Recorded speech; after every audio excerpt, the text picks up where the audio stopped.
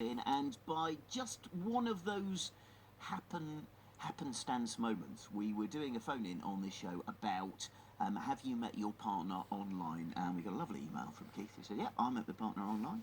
We're married now. I got married in Sweden. And so I pressed for more details, and Keith was very obliging and told me the story about online gaming, and then he happened to be in Sweden, and they had half. Oh, should we meet up? And that's exactly what they did. And they have been together ever since. They're married, Keith and Nina, and they now have 2 children. Now they did live in Sweden for quite a long time, and they decided last year the time was right to come back to Somerset, and so they've moved to Tintnell. Now, obviously, moving to a completely different country is one thing for Sarah and Emily. Sarah's 7, Emily is 10. Obviously, Swedish would have been their main language, so they've had to sort of adjust to speak in English more. Nina's obviously settling into living in a foreign country. The added complication, if you like, is that since her birth, Emily has been having regular medical treatment because Emily is a special needs heart child. So far she's had 9 surgeries, 2 of which are open hearts. There's another one on the cards coming soon as well. So all of her initial treatment in Sweden. Now it's all moved to Southampton, which is where the specialist heart hospital for our area is. So I went to meet the family. I went to have a chat with Nina and Keith, Mum and Dad, and Sarah and Emily. And I started off with Mum Nina, who told me about how they found out that Emily had the condition she's got. Emily was born with an emergency cesarean, and everything went well. But when we were signing out to go home, a doctor looked at her and thought that she turned a bit blue when she was screaming, and that she could hear a murmur. So she made an appointment at the cardiology, centre for children. And we went there when she was 6 days old. They did a scan, and we found out that she had a very complex heart problem. And when you've only just had a baby, that takes some getting used to. When you then suddenly find out that there are medical complications as well, how do you feel? I lost it, to be honest. I mean, she was only 6 days old. I was just getting used to her, and just to find out that she needed surgery and that it was very serious, I totally lost the footing, and I think that my husband did as well. Yes, I did. Being as old as I was, 50 years old, it came as a big shock, and I didn't quite know how to handle it. So when they said she has a serious heart issue, what happened then? We spent a week in hospital just to do some checkups and blood tests and scans and things on her. Then when she was a month old, they did a catheterization. Yeah. They go in the groin and up through the veins to see the heart and how the veins and everything is inside. She was lucky because her body made extra vessels, and that's why she was so healthy, even though she had this big problem with her heart. She's like bionic or something, fixing herself from the inside. When you then have this gap between finding something like this out and then the major surgery a few months on, you must have been like a cat on a hot tin roof at home, panicking all the time about how's the baby doing, because it's like that with your first baby anyway. Yeah, we were, and she was struggling because she was throwing up a lot. She was struggling to eat. I couldn't breastfeed her because of the stress of everything. It just went away. So I think there was so much going on every day that really you try to not think about it, just to live every day as it was. It was when we were at the hospital for the surgery that it was a big thing. That's when it hit you. And looking down on a tiny little baby, helpless and defenceless, going off for major surgery, must have been heartbreaking. It was. And only one of us were allowed to go in when they were putting her to sleep. That was hard. I had to leave my husband outside and then go in and say goodnight to her. Hopefully see you again. You did see her again, thank goodness. She came out the other end, but it's been a long journey since then. Yes, it has been. A year later, she had to have another open heart surgery, and she went on the heart-lung machine, and they patched up a big hole that she had in her heart, and then gave a new valve, pulmonary valve, and that's what she needs to have changed soon. because it's been in there for 9 years. So in the in-between times, were you able to function like a normal family, or were you frightened to go to places in case there was some sort of issue happened? Well, the first couple of years for her, she lost out on quite a lot. Normally you go to meet other mothers with babies and they grow up with friends. She didn't, because we tried to keep her safe, and especially after surgery, you didn't want her to catch anything, and she lost out a bit in the beginning. But after that, I think that we've tried really hard to let her be like anyone else. She could feel when she was tired. So even I could see that, she's going blue, but she would sit down and kind of relax for a little bit, and then she was up again. It was just no stopping her. And that's how it's been all the time. I'm going to talk to Dad for a bit. So you're faced with, when your new tiny baby is born, the serious news that there is something that is probably going to affect her for all of her life. What's your first thought? Why me? That's the first thing you think about. Why me? What have I done? What did I do wrong? And the first thing, that, because of my age, at that time I was just turned 50, I thought, was it something that, because I'm older, is it something that's caused this? But fortunately the hospital told us that wasn't the case at all, and it was just purely coincidence. There's no understanding, there never will be, but you just have to get on with it. I think one of the main things is that if you've got a partner that supports you through it, it will either make or break your relationship. Now, Nina and I have only been married just over a year. It's actually made our relationship, it's brought us together, because we do have to cope with it. There's no in between. It's not like you can wake up one morning and think, oh well, I'll change this today. You can't. Emily's always going to have this condition, and every day you wake up you think, is it going to be that cool? Is it going to be that time? And I suffer probably more than Nina. Nina copes with it a lot better than I do. I don't. I get stressful, I get anxious, I get possibly aggressive in my mannerisms. I can't sleep. It bothers me a great deal because of what we've already been through. With it coming up again, it's always a worry, always a worry. And when it does come up again, it's never made any easier by the fact that you've been there before and it was all right again? No, because the thing about it is, with the heart surgery that she has, it is always a high risk. And with her, when we lost her for 6 minutes on the early surgery, that affects you, and you keep thinking, is that going to happen again? Will we be here again? Will she come out of this time? It is an issue to all of us as a family. Let's, if you don't mind, talk about when you did lose her for 6 minutes. She was having an operation. Was a routine one? No, that was one of the big ones, her first one, when she was 5 months old. And there's a specialist hospital in Sweden that we went to, which is miles away from home. They called us to say that she was out of surgery. Everything went well, and we thought, wow, that's good. They told us to come by an hour later or so they could set her up in the intensive care unit. And then when we were on our way up, the phone rang, and they asked, where are you? And we said, we're on our way, because that's what they told us. Oh, you have to hurry, she's been rushed back into surgery.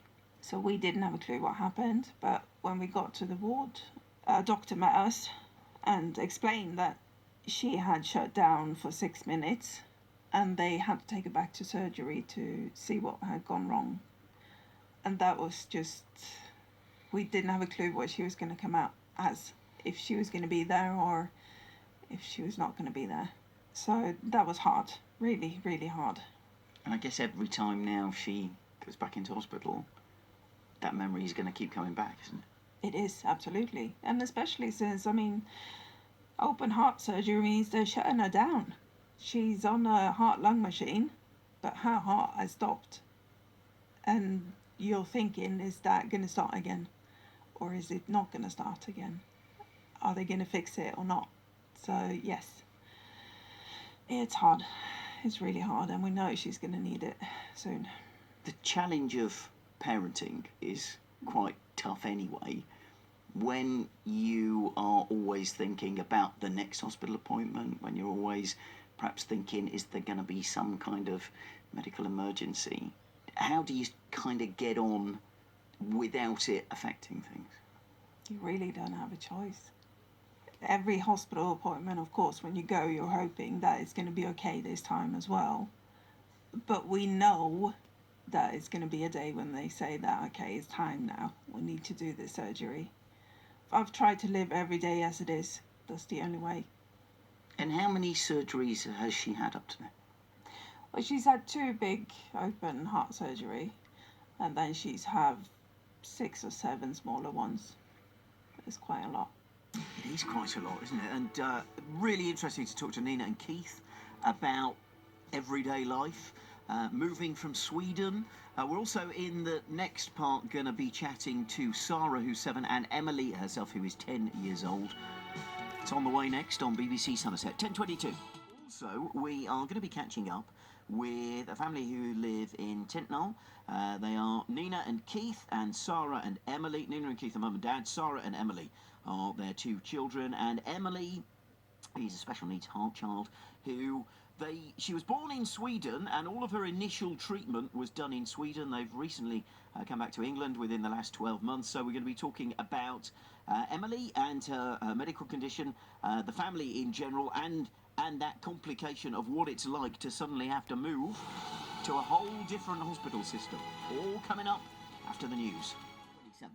We've been talking this morning to Nina and Keith. They live in Tintnall, and they've recently moved over from Sweden, and they have been telling us the story of finding out that their daughter Emily had a serious heart condition when she was born, and all of the different medical procedures she's been going through over the last 10 years. Emily is now 10.